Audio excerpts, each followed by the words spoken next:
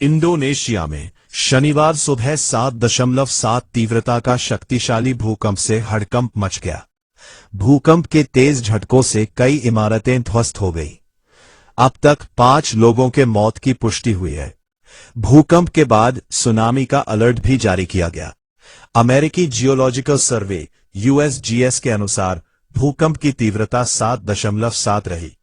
भूकंप का केंद्र फ्लोरेस द्वीप के उत्तरी तट के पास एंडे से लगभग 68 किलोमीटर उत्तर पश्चिम में था।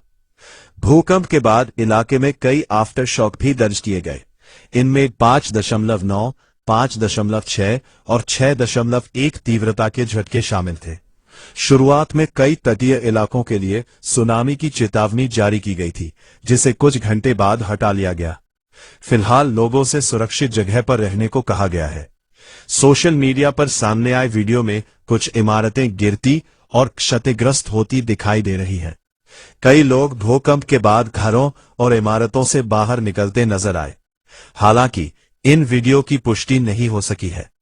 गौरतलब है कि इंडोनेशिया में साल 2004 में इतिहास का सबसे विनाशकारी भूकंप आया था, जिसकी तीव्रता 9.1 मापी गई थी।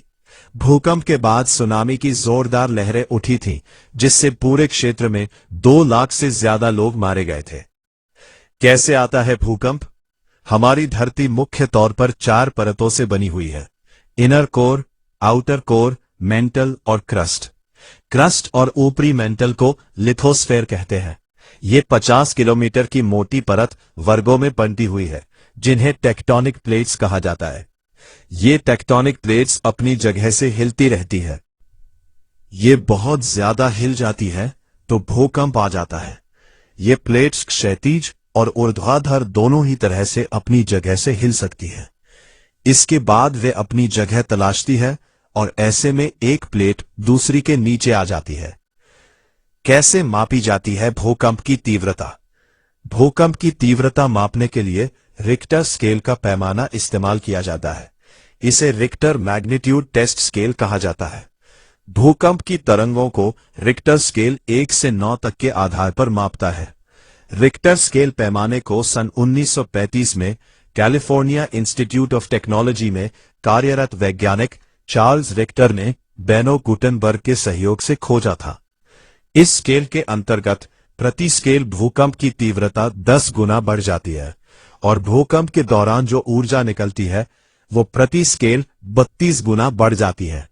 इसका सीधा मतलब यह हुआ कि 3 रिक्टर स्केल पर भूकंप की जो तीव्रता थी वो 4 स्केल पर 3 रिक्टर स्केल का 10 गुना बढ़ जाएगी।